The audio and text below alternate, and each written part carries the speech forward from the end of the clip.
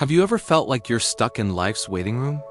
You've prayed, you've believed, you've done everything you know to do, but the one thing you're hoping for still seems so far away.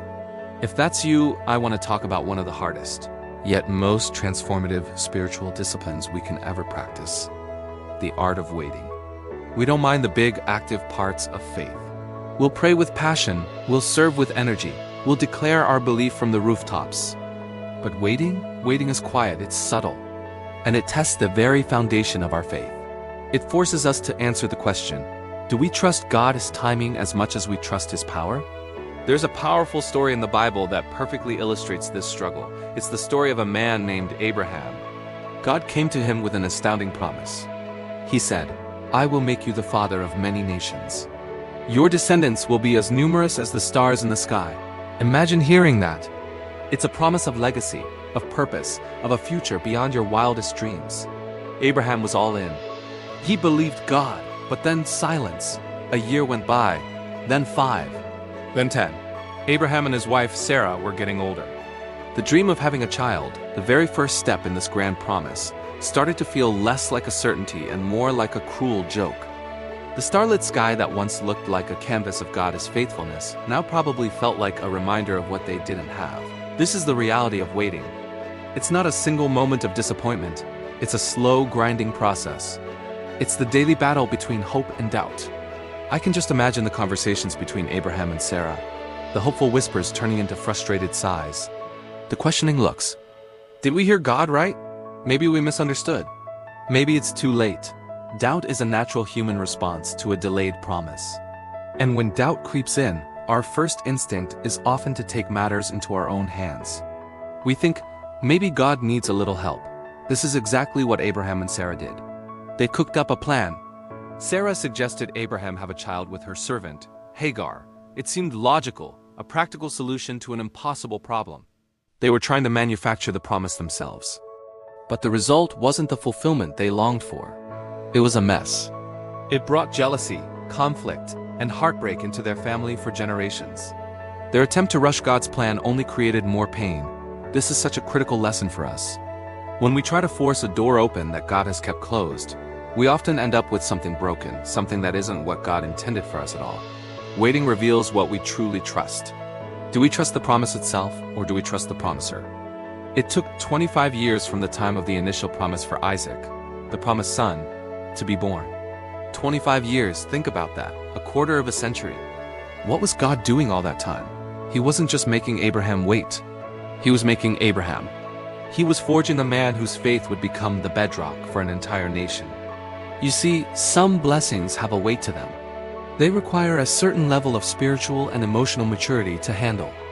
If God had given Abraham a son the year after he promised, Abraham's faith would have been shallow.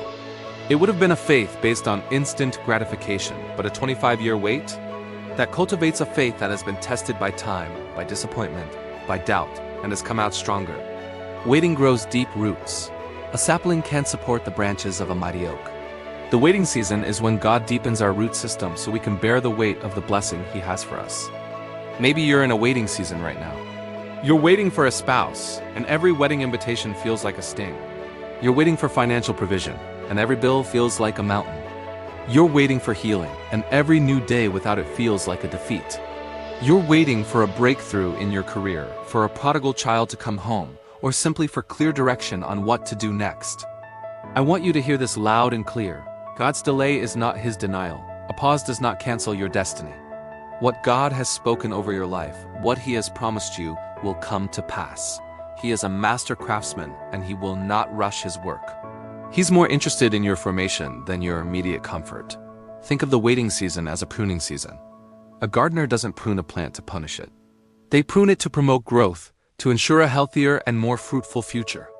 God uses seasons of waiting to prune away the things in us that cut and go into our next season.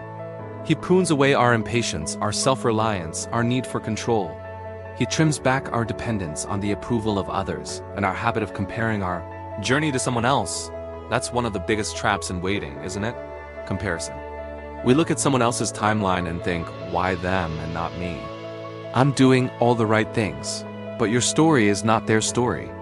God is writing a unique masterpiece with your life. and the timing is tailored specifically for you. Rushing God is like telling a master painter to just slap some paint on the canvas so you can hang it on the wall. You'll miss the intricate details, the depth of color, the genius of the final piece. Let's look at another story, the story of Joseph. He had a dream from God that he would one day rule and his family would bow down to him. What happened next? He was sold into slavery by his own brothers, falsely accused, and thrown into a dungeon. It looked like the absolute opposite of his promise. He waited for 13 long, painful years. But in that pit, in that prison, God was forging a leader. He was teaching Joseph humility, integrity, and forgiveness. When the time was right, God didn't just release him from prison.